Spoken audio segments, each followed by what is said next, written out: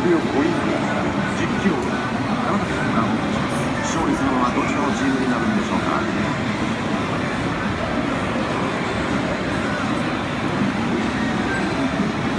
キングスクラブカップ今試合開始です。2人から右に攻めるのはエンジェル日本クラブ。フォーメーションは4-5-1。右から左に攻めるのはブルーと黒のユニフォーム山崎弘指揮を執るのは不敗神デビルカー。フォーメーションは4-4-2。初出場選手注目が集まります。そして中村外からドリブルで中央から攻め込んでいく。周りを見抜く。一人で行く。横にはたく。持ちます。自分で行く。ディスソール。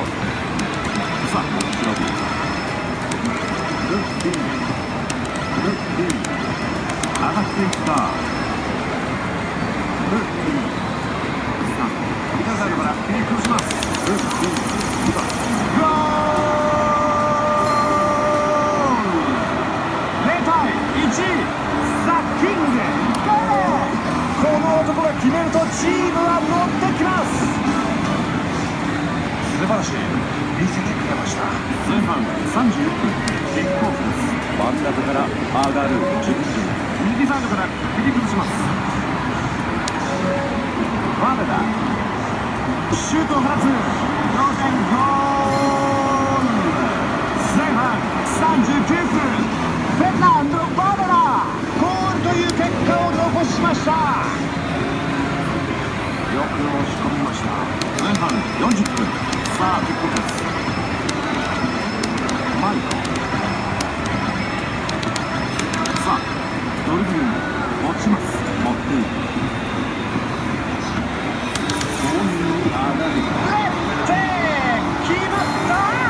1対2。ユー小林ゴールに吸い込まれました。ナイスゴールでした。ここで1対2。前半45分が終了です。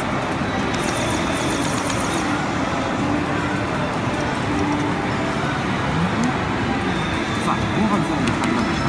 つないでいきます。ミラノ横に出しました。小林外からボールをヘディング。レッテ決まった。1対3。ザ・キングこの試合2点目を叩き込む。狙い通りに攻撃がここで巻き返したいところです。後半8分キックオフです。アテネトラップできるか。攻撃の流れを変えることができるんでしょうか。中村上がっていった。前に出すワトナ中村切り込んでいくか。ダイレクトで打った。ゴールイン。後半20分1対4。3点差。完膚なきまでに叩きのめします。うまく押し込みました。後半25分キックオフです。ヘッズマン自分でケンド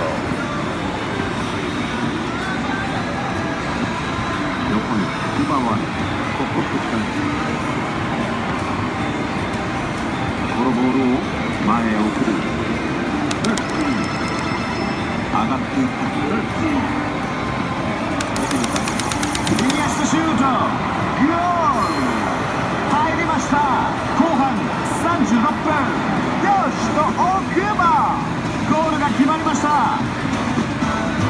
長崎フロンター交代枠を全て使ってきました。後半38分さあキックオフです。攻撃に上がる。前にこれは取りません。アウトです。さらにゴールをかわす。試合終了の合図です。1対5。長崎フロンターゲームをものにしました。